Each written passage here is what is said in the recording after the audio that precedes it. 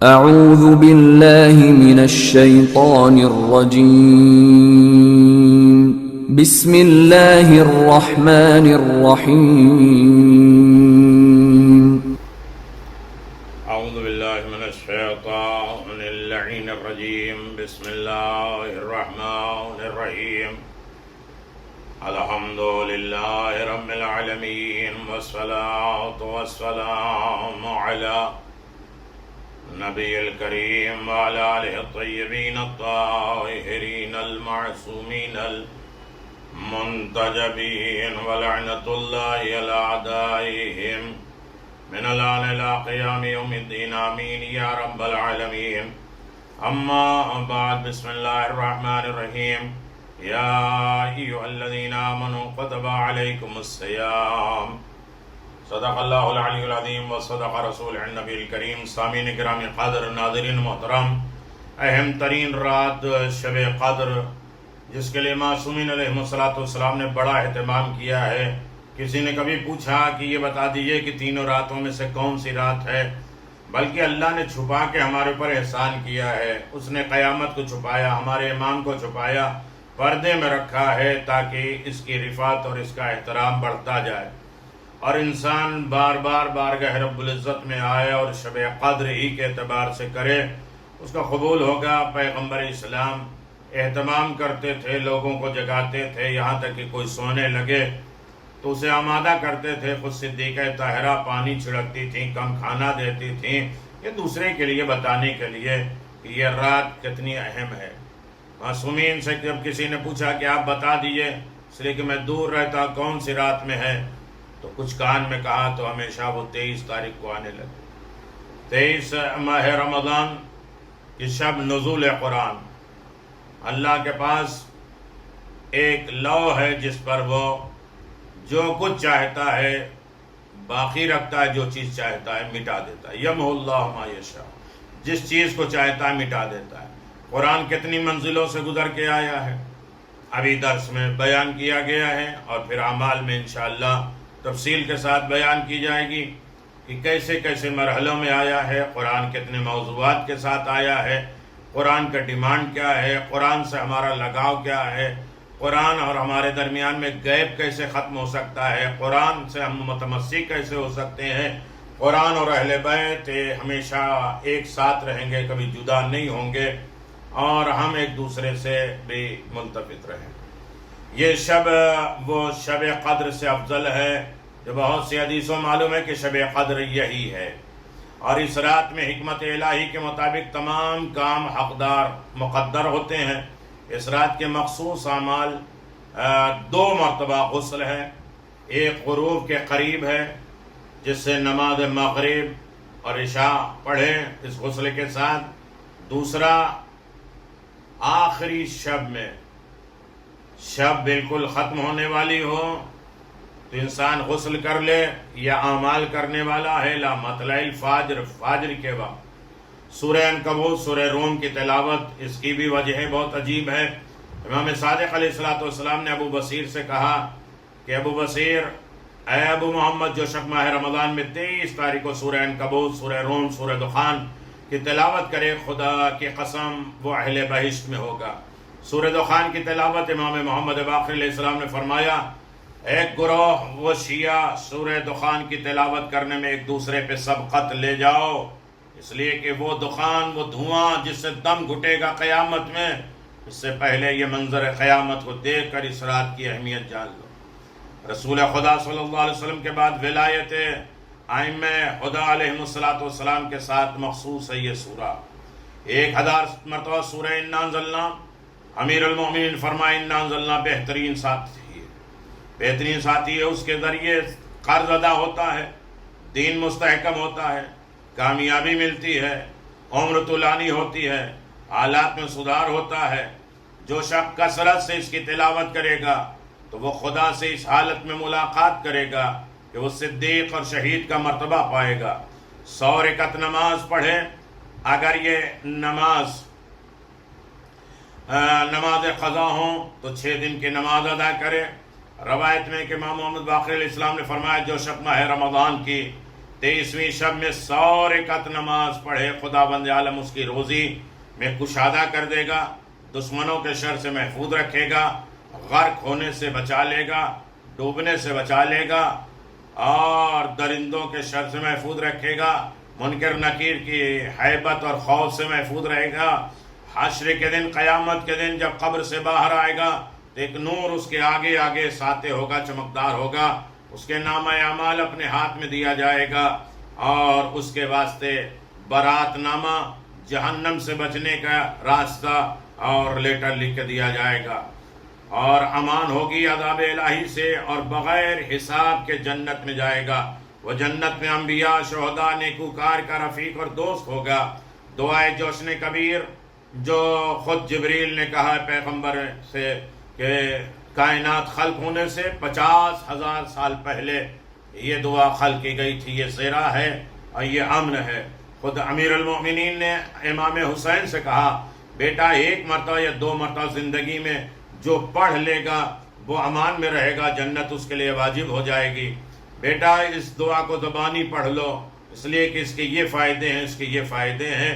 یہ اس طریقے سے امام پیغام نسلوں تک پہنچاتے ہیں، اپنے چاہنے والوں تک پہنچاتے ہیں، اپنے اولاد سے کہہ دیتے ہیں تاکہ خیر لینے نہ پائے، اپنے سے چھوٹنے نہ پائے۔ اس رات میں ہر وقت اللہم کل امام زمان کو زیادہ یاد کرنا چاہیے، اللہم کل پڑھتے رہنا چاہیے، اللہم حمد لی فی عمری واوسع علی رزقی، یہ دعا پڑھتے رہیے، اللہم اجعل قیما تقضی فیما تقدر من الامر المحتوم، یہ دعا اس لیے یا باطنا کل ظہور یا ظاہرہ فی بطون۔ اور اس کے بعد علامہ مجلسی نے کہا آج کی شب میں جتنا قرآن ممکن ہے پڑھے، صحیفہ کاملہ کی دعا قرآن مجید کے ضمن میں جو ہے وہ پڑھے، خاص طور سے مکارم الاخلاق دعائے توبہ پڑھے، زیارت امام حسین، اور دعائیں جو ماہ رمضان کے آخری 10 دنوں میں ہے اس کی تلاوت کرتا رہے۔ اور اس کے بعد شب قدر زیارت امام حسین علیہ السلام، اور بہت مخصوص زیارت ہے جناب علی اکبر، شہداء کربلا، جناب ابوالفضل عباس، اور خاص طریقے سے میں نے جو گزارش کی ہے کہ شب قدر میں پڑھنے والی صحیفہ سجادیہ سے امام زین العابدین علیہ السلام کی دعا طلب عافیت کی دعا، عافیت کے حاصل کرنے کی دعا ہے، بہت بڑی نہیں ہے، چھوٹی سی دعا ہے، لیکن یہ شر، یہ مصیبتیں، یہ پریشانیوں سے بچنے کا بہترین ذریعہ ہے۔ دعائیں مکارم الاخلاق شب قدر میں پڑھی جانے والی اہم ترین دعائیں اور مناجات، احکام، زیادہ زیادہ پروردگار سے گفتگو کرنا، لیلۃ القدر خیر من الف شہر، ماہ رمضان کا دل ہے، تقدیرات کا تعین ہونا ماہ رمضان کے 19 شب کو، اور اس کی تائید 21 کو، اور اس پر دستخط 23 تاریخ کو ہوتا ہے۔ جو بھی سال میں واقع ہونے والے وہ سب شب قدر میں لکھے جاتے ہیں، نیکی برائی، نفع نقصان، رزق موت، اس لیے کہ اس رات کو لیلۃ القدر کہتے ہیں۔ اور جو شخص شب قدر کو جاگ کر گزارے اللہ تعالیٰ اس کے گناہوں کو بخش دیتا ہے، اگرچہ اس کے گناہ آسمان کے ستاروں جیسے کیوں نہ ہوں، اور پہاڑوں کے وزن کے برابر اور دریاؤں کے پھیلاؤ کے برابر کیوں نہ ہو۔ جو شخص شب قدر کو زندہ رہے گا، عبادت کرتا رہے گا، جاگے گا، تو آئندہ سال تک عذاب اس سے اٹھا لیا جائے گا۔ شب قدر جو بھی ایمان اور ثواب کی خاطر شب قدر کو عبادت کے ساتھ گزارے گا، اس کے گزشتہ تمام گناہ معاف کر دیے جائیں گے۔ مزیدان محترم، بہت سی دعائیں، بہت سے اعمال ہیں۔ رسول خدا نے 23 رمضان کی شب اپنے اہل و عیال کو بیدار کیا، اور پھر جب نیند پر غلبہ ہوا تو ان کے منہ پہ پانی چھڑکا دیتے تھے۔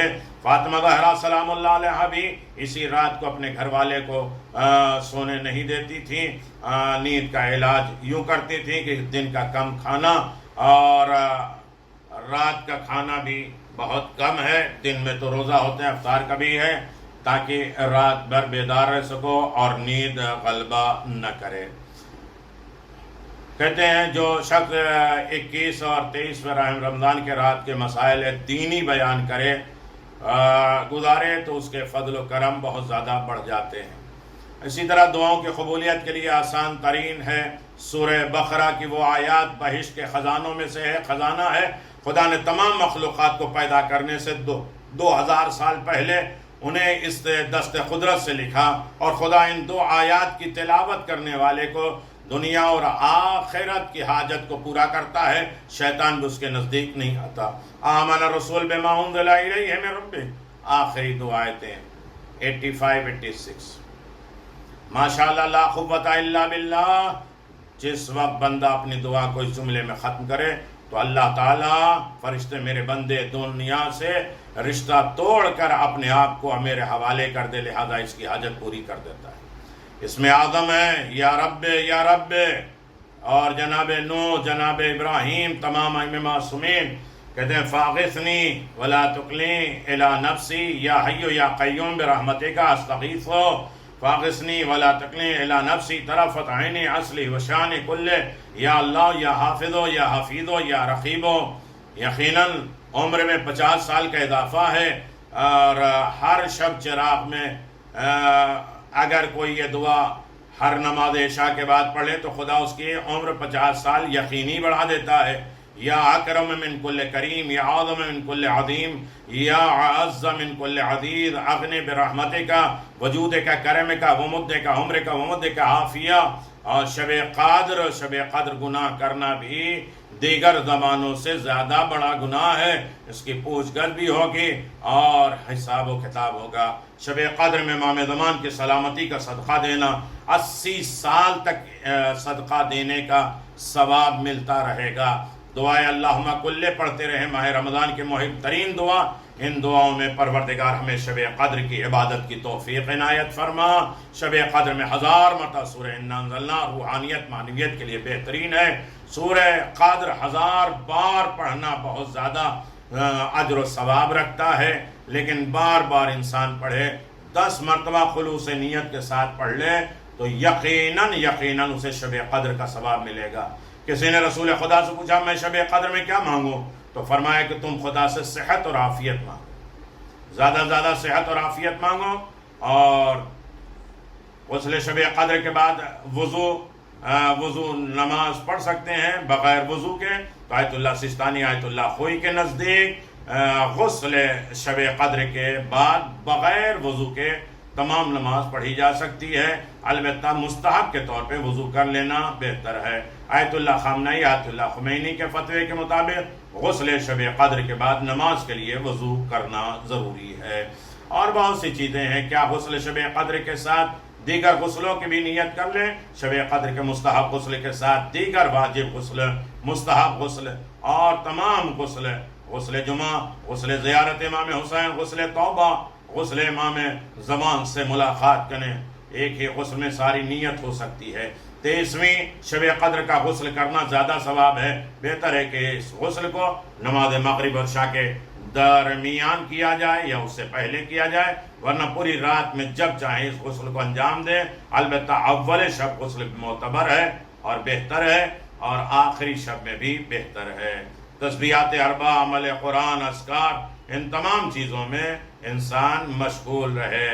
اور یقیناً بہت سی چیزیں ہیں، یہ ساری چیزیں میں کیسے بیان کر سکتا ہوں، بس یہ ہے کہ شب 23 کی دعائیں بہت زیادہ ہیں۔ بسم اللہ الرحمن الرحیم، اللہم اجعلنی فی اوفر عبادتی نصیبا ومن کل خیر انزلتہ هذه اللیلہ وانت منزلا من نور تہتدی بہ او رحمت تنشرها او رزق تقسمه او بلاء تدفعه او ضر تکشفه واکتب لی ما كتبت لأولیائک الصالحین الذین استجابوا منك ثواب وآمنوا برضاك عنهم منك العقاب یا کریم یا کریم صلی علی محمد وآل محمد وافعل بی ذالک برحمتک یا ارحم الراحمین۔ یہ تھی شب 23 کی دعا۔ شب 23 میں جہاں 100 رکعت نماز پڑھنا ہے، بہت سی نمازیں پڑھنی ہیں، وہاں مخصوص یہ ہے کہ شب 23 میں 8 رکعت نماز پڑھیں، 2 کر کے نماز پڑھیں صبح کی طرح۔ خدا اس کے لیے آسمانوں کے دروازے کو کھول دیتا ہے، یعنی دعا کی قبولیت کا ذریعہ بن جاتا ہے۔ 23 ماہ رمضان کا جو روزہ رکھے وہ پل صراط سے گزر جائے گا، پیغمبروں، صدیقین اور شہداء اور صالحین کے ساتھ، گویا وہ ان کے ساتھ پیٹ بھرا ہوگا، اور پھر اس کے بعد ہر اس یتیم کا جو امت پیغمبر کا تھا وہ سب اسے پہنا دیا جائے گا امت پیغمبر کو، یعنی اس کے پیٹ بھر یتیم لباس، کھانا پینا جو ضرورت مندوں کا ہوتا ہے وہ سب کچھ دے دیا جائے گا پیغمبر اسلام کے ذریعے۔ اور 23 ماہ رمضان کے دن کی دعا، اللہم اغسلنی فیہ من الذنوب وطہر فیہ من العیوب وامتحنی قلبی فیہ بتقوی القلوب یا مقلب الافرات المذنبین۔ مومنین کرام، یہ دعا ہے، اے بار الہ مجھے اس دن میں گناہوں کی میل کچیل سے پاک اور صاف، عیوب اور نقائص سے پاک کر دے، میرے دل کو آزما کر اہل تقوی کے دلوں کا درجہ رتبہ عنایت فرما، اے گناہ گاروں کی لغزش کو معاف کرنے والے پروردگار۔ یقیناً بہت سے اعمال ہیں، وقت ملے، حالات ملے تو اضطراب اور پریشانی اور بیماری سے بچنے کی یہ 2 رکعت نماز ہے جو شب قدر میں آپ پڑھ سکتے ہیں اور پڑھیں۔ یہ جب آدھی رات سے زیادہ گزر جائے اور موقع ملے تو پہلی رکعت میں سورہ الحمد کے بعد سورہ ملک ایک بار، دوسری رکعت میں الحمد کے بعد سورہ الف لام میم تنزیل ایک بار، چونکہ الف لام تنزیل میں سورہ سجدہ ہے، اور جب آیت سجدہ پہ پہنچے تو فوراً سجدہ کر لے اور پھر کھڑے ہو کے سورہ مکمل کر لے۔ ہر دکھ درد، ہر پریشانی سے نجات کا بہترین وسیلہ ہے۔